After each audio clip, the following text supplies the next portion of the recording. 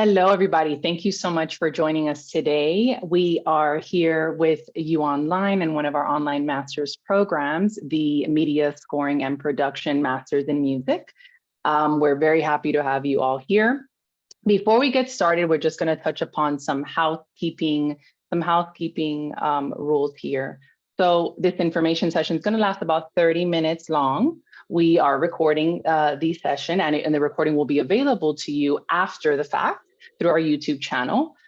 We have our online enrollment advisors available for you all in terms of any questions that you need answered, and you can use the chat feature here in Zoom. And should you have any extra questions after the fact, please go ahead and speak with one of our enrollment advisors. We have the phone number here, and you can speak to them through live chat as well. Thank you so much again for being here. My name is Andrea Jimenez. I am the Frost Online Director of all online programs that we have over here at the Frost School of Music, and UOnline and UOnline here at the University of Miami. So we appreciate you being here.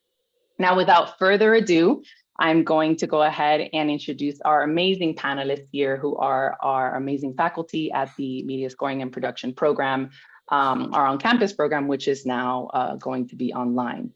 Camilo, I'm going to let you introduce yourself, please, if you can get us started here.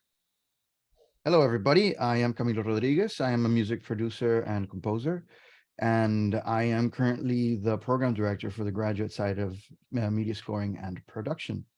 I basically help set up and run all of the classes that involve particularly production, but I do help out with basically all of the stuff that people need to get some work on. Professionally, I have been mixing and producing a lot of music here in Miami, most of it Latin music, because of my background and where we are. And I've worked with a lot of local and pretty big artists here in Miami. And what's interesting is I've also ended up being on a lot of movies and TV shows because you have like Telemundo and you have a couple of other big spots here. And I've ended up working with a lot of film and TV. So that's my background essentially. And my focus and strength in all of the stuff we do here in MSP is production, recording, mixing, that side of the coin. And for the other side of the coin, we have Randy, which is Professor Randall Barlow. He's absolutely amazing, and he has an amazing history too here. So, Randy, you want to take over? Yes, my name is Randy Barlow. Actually, my name is Randall, but I go by Randy. As far as my role in the MSP program, I am also co-program director, but I'm in charge of the undergraduate division of the program.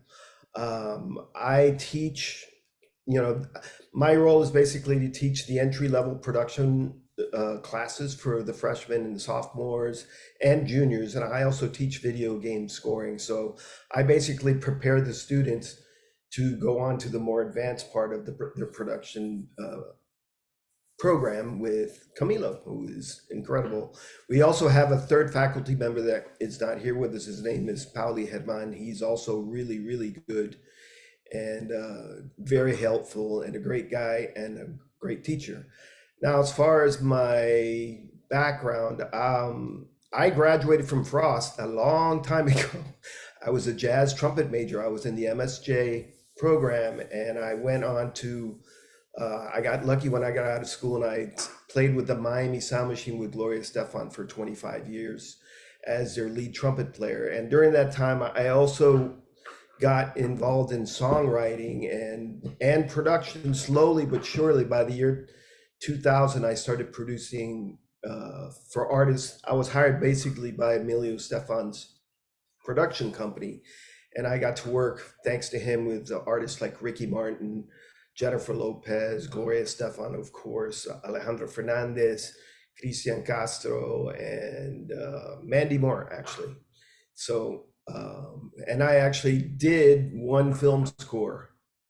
That was kind of like learn on the job. I had never studied film scoring. And now that I have a master's in media writing and production, I wish I would have known then what I know now. So anyway. Thank you. Thank you so much, Randy. That was fantastic. And thank you, Camilo, as well. So jumping right into the questions that we got from our from our blast that we sent out to students that were very interested in the program. You told us a little bit about what you do here at Frost, which is awesome. You gave us your academic background and career and professional experiences, which is great. And can we dive a little bit into those professional career experiences or even academic experiences for each of you? What is it that, what specifically happened in that journey that where you decided, I want to specialize in teaching this specific kind of course or kind of content and topic when having to do with media scoring and production? So along your journey, what experience was it that made you decide, okay, I love production, or I want to do the composition part of what is media scoring and production?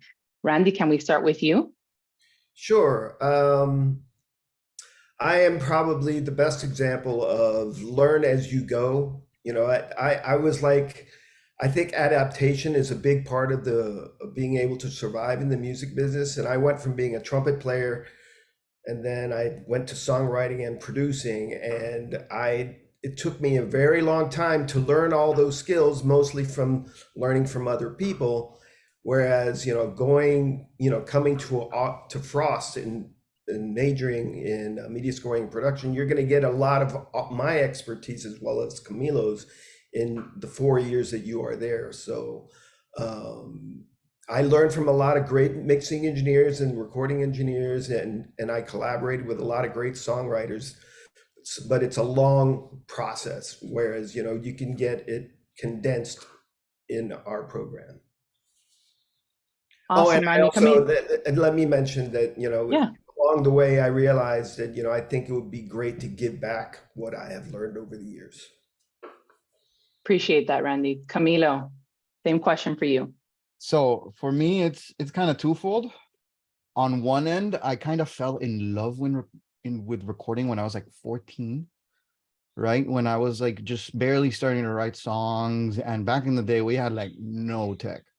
Like there was absolutely no way. Like the most advanced recording software I had was like Windows Recorder. Like complete trash. It sounded terrible. Everything I did was really, really bad. But I was in a band with a friend, and his dad was in the music industry for a long time, particularly like in the 80s in Argentina. And he had like a home setup, like a tiny little like 4-channel recorder. Right. And we just went in a room with that thing and our drums and guitars, and we spent months bouncing back and forth, literally like the Beatles, record 4 tracks, bounce them down to 1, jump around. And they actually came out not terrible, considering we didn't have Google or a lot of learning stuff online or any of that kind of stuff. Like I heard it and it was like, okay, this is kind of cool. I enjoy this. And then we started like, okay, how do I make this sound as good as all the bands that we hear? And that just kind of triggered that spark, and that fire just kind of started. And it just, from there, it just never stopped. And from one side, that's like the love of recording and production and, in general, that art form. And on the other one, the teaching one, is I unfortunately did not have great experiences once I actually started learning it, right? A lot of the teachers I had weren't in it to help me get better. It's almost felt like they were just trying to make it difficult on purpose. And I hated that experience.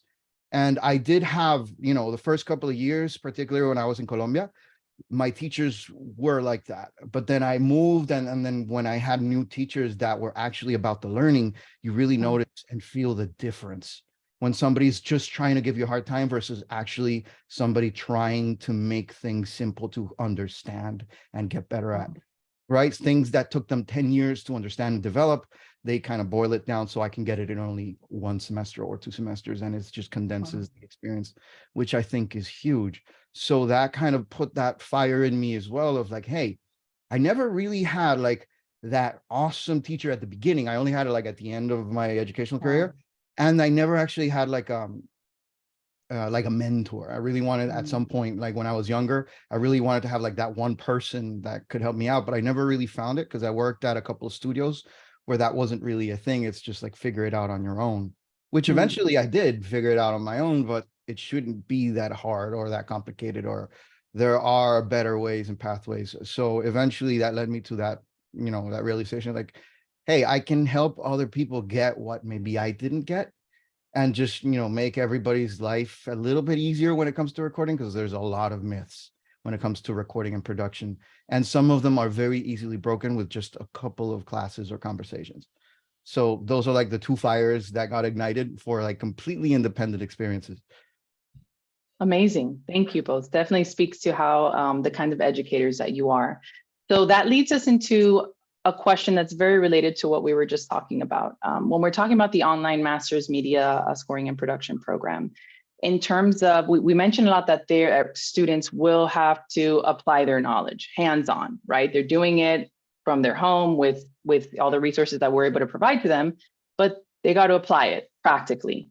In terms of our training here at Frost, at the Frost School, Frost Online, how do you believe that our curriculum actually is nicely tailored to the online community, so that it can prepare them? It can prepare them to be hopefully one day leaders in the role in the roles that they decide to go off into when they enter the industry. So so in terms of our curriculum, hands-on, that practical experience, like what sets us apart in terms of our academic training? Camilo, can I start with you? Of course. So there's two things that I think are super important when it comes to that. Number one is feedback. That's huge.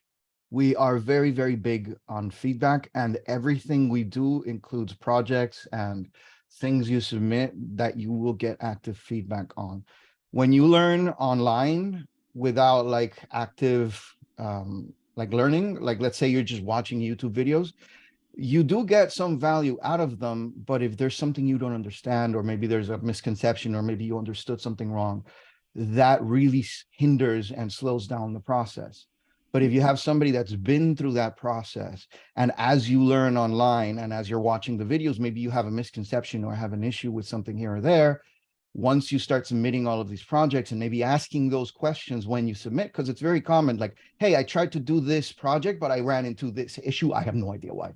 And then we're like, oh, you just got to do this, this, and that. And then you condense, like we said, those 5 years of fighting through that into literally one feedback session.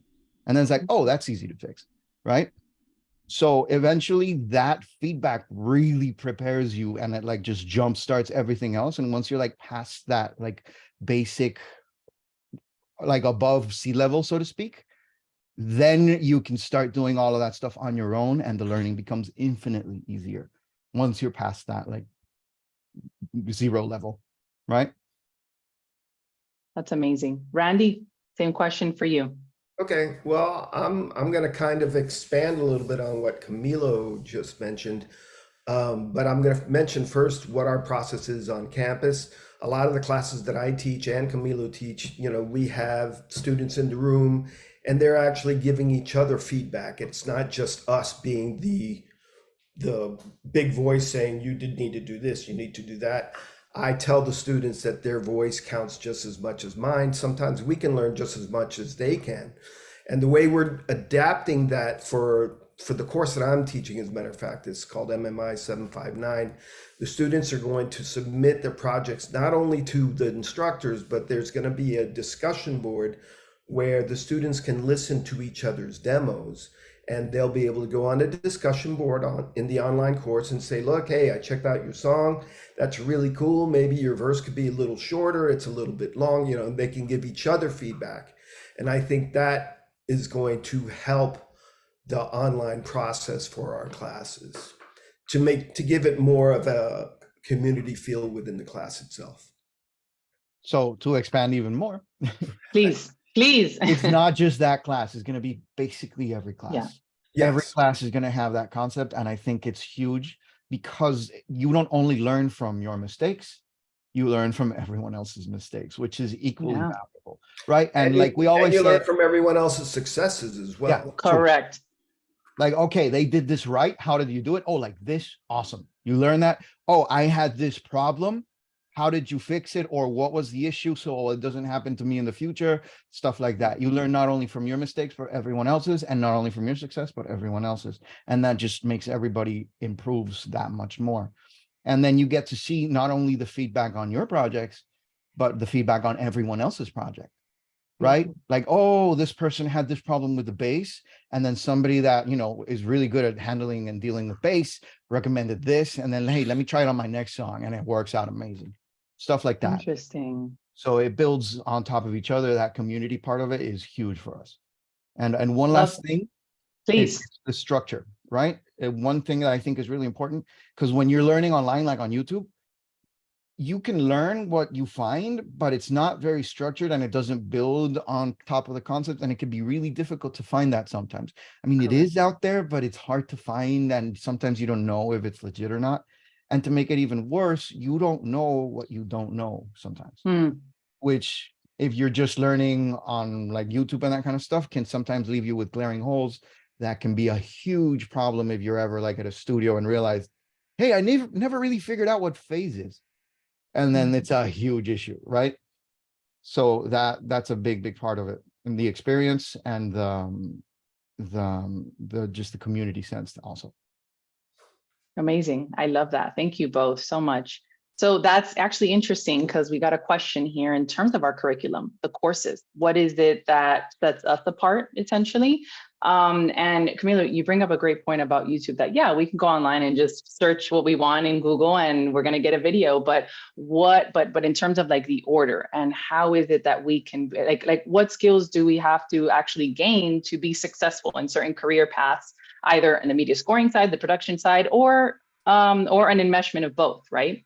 So with in regards to our curriculum, our courses, what we're offering, we talked about structure and the community feel, which is beautiful. What specifically is happening in these courses? What courses is it that we are going to be, that we believe are going to be beneficial to our students in terms of giving them those key skills, right? The key skills and the learning that they need to take it onward into their career of their choice.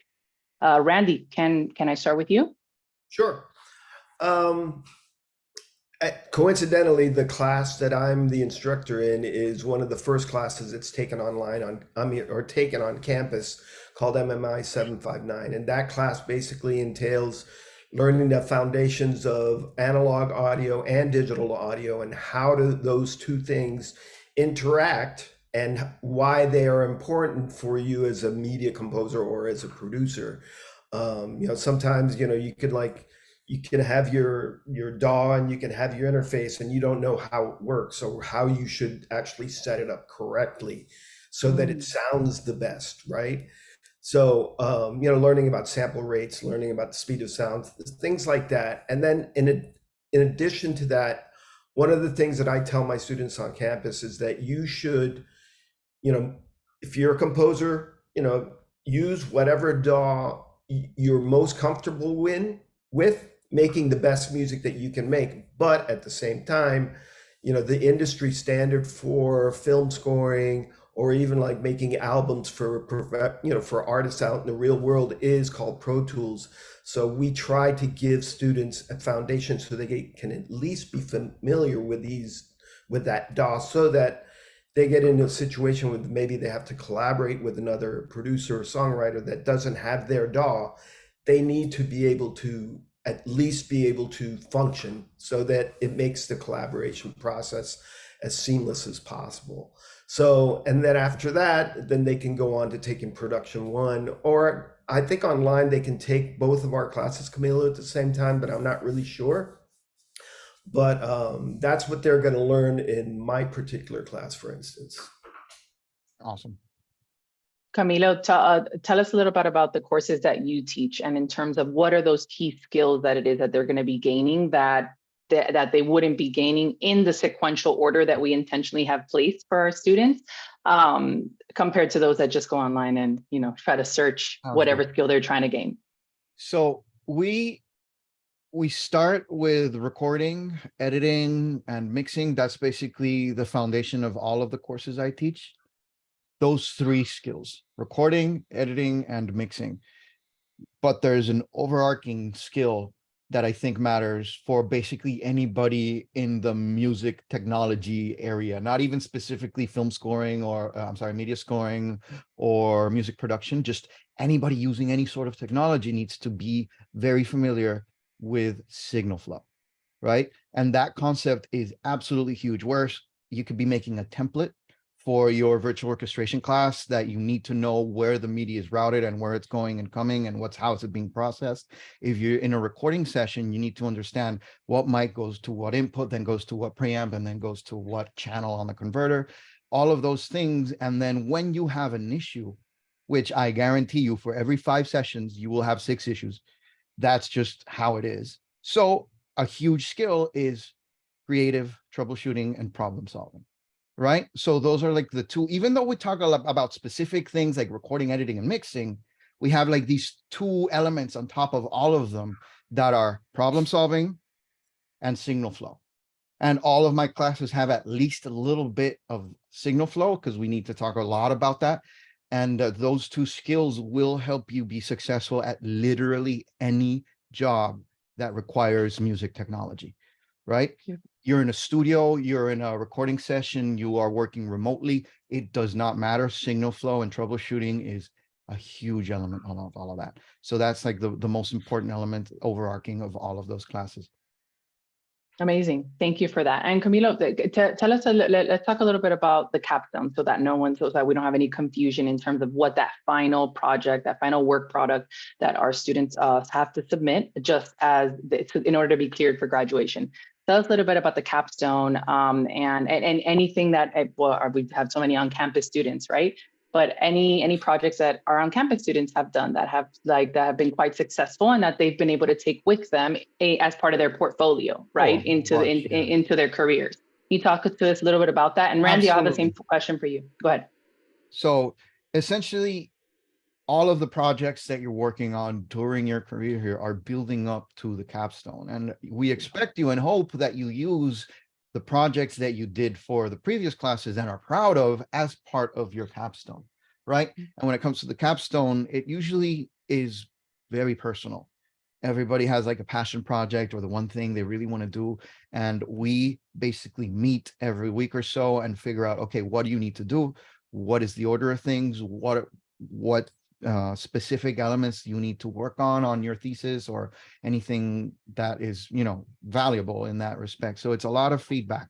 And what matters here is that we're building up a portfolio that you cannot get without the degree, right? Like, for example, somebody in media scoring scores a scene from a movie and gets recorded in a nice studio with real musicians with an orchestra. That's really hard to get, right? And when you have that, especially when you run through all of the feedback that you're going to get from Carlos and from Polly and from all the people that could be involved in that, you're going to have absolutely no problem showcasing what you can do. Because at the end of the day, our point is for that final project is for you to walk out with the absolute best music you can make, with the absolute best quality you can make, to ensure people at least turn their heads when they click on your email or whatever or anything like that. On a separate note, though, a lot of students work on things that aren't necessarily to get a job in the industry, but to make their own job, which I thought was brilliant. For example, entrepreneurship. Okay, go ahead. For example, we had a student recently. He's a music production emphasis, and he just graduated, and he made a course for visually impaired people on music production, which does not exist, at least from what I've seen. And he started off his thesis to just building the prototype. So he built the full thing, beginning to end, recorded, had the examples, and everything is through headphones and using the accessibility features of Mac, and teaching everybody that wants to be there's, a lot of visually impaired musicians that are staying away from music production because it's all screen-based, right? Even though it's music, it's very screen-based. So by doing all of that, we're bringing in a whole bunch of people that were super interested in that. And now he's using that to find, investors and build his own thing and make it basically made his own job, right? And those kinds of projects usually come from whatever passion you have inside you. And this particular student, music production and education, those are the 2 passions that the student had. And he also met a bunch of people that had that exact description, that had told him, hey, I am a musician, I am visually impaired, I would love to make music or record and produce music, but I have no idea how, even though they're phenomenal musicians. So it doesn't have to be record an album or score a film.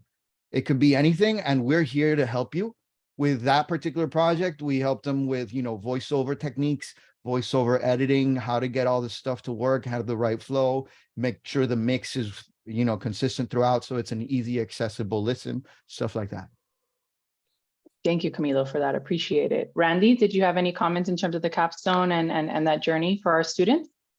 Well, I think Camille pretty much said it all, but I will mention that part of the capstone is for them to be able to come up to make like an entrepreneurship business plan for when they get out of college, so that they're not actually thinking about that after they graduate. They're like, okay, I need to get a job. What do I need to do? Oh, I'm not really sure what I should do. Who should I talk to? And geniuses like Camilo can say, look, well, you need to figure out a way. Let's say, what is your goal? How do you see yourself 3 years from now?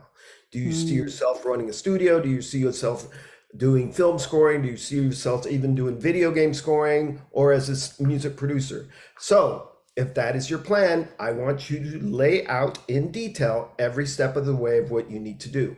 What kind of music equipment do you not have? What sampling libraries do you not have at this moment? What do you need to do to be able to make the money to buy all of these sampling libraries and the microphones, so that you can attain a goal, so you have a goal? And if that means having to drive Uber for a couple months to make some extra money, that's what you're going to do. But our goal is to get people prepared to go out into the real world and get a job. That is part of it. We need to get a job, but at least that they'll have them thinking about that process before they graduate, so that they're ready for it and not lost out in this crazy world. That absolutely happened to me, Randy. I graduated. Yay! I graduated with 2 degrees. Now what? That absolutely happened to me. That's awesome. Basically, is all of our struggles and all of the problems and all of the issues we run into, we try and help you prevent them happening to you. I mean, I've been at the short end of a deal when it comes to contracts and when it comes to paperwork. It's like, okay, maybe, read them a little better, have a lawyer look at them, all that kind of stuff, or at least have them looked over. Or, hey, you have this project and they're paying you by the hour, and then, they ended up just disappearing or doing something wrong, or, basically not valuing your time and effort. So all of those things happen. It's just the world that we live in. And there are ways to either minimize or mitigate or deal with all of those issues. If somebody like Randy was saying, hey, I want to start a studio. Okay, what gear do you need to have it running? What is the setup? What is the entrepreneurial side of it? How do you get the clients? How do you get people to come in and advertise and record, all that kind of stuff? And it's, ideally, you don't want to struggle as much as we did. That's the point. Amazing. Thank you both. So we're pretty much getting to a great stopping point here to end off this information session. But final questions, essentially. Final thoughts, in terms of the program. And we're just super excited to have our inaugural class. And the final admission date is August 14th, as we just saw. Yep, there we go, August 14th. And that is a deadline for applications. So we're super excited to see all the applications. We've had some come in, which has been fantastic. Please let's keep them rolling in, because this program online, it's a new online program, but it's been a successful on-campus program for years. Tell me again, in 1979, is that when the on-campus was that the inaugural? No, the on-campus media scoring and production program? I heard that not too long ago. Is it? I think so. 70s, yeah. I think it was in the may have been in the 80s. Well, I will say this, I'm going to date myself. I was a freshman in 1980, and Ray was actually one of my colleagues then. He was in the music education major, but I think he was he was part of the first MSP class at the university.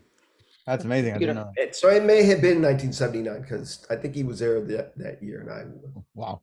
was. So I may date myself too, but I didn't even exist in 1970. There you go.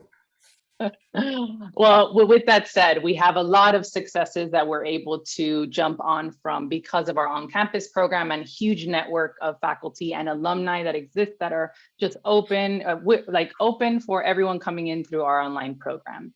So with that said, thank you for joining us. If you want to be a part of our inaugural class, we are offering an automatic 50% tuition waiver in financial assistance. So you're not paying for what it is in terms of the large lump sum of coming to school here at Frost School of Music, UOnline, University of Miami. And then the final admission date, as we mentioned, Monday, August 14th.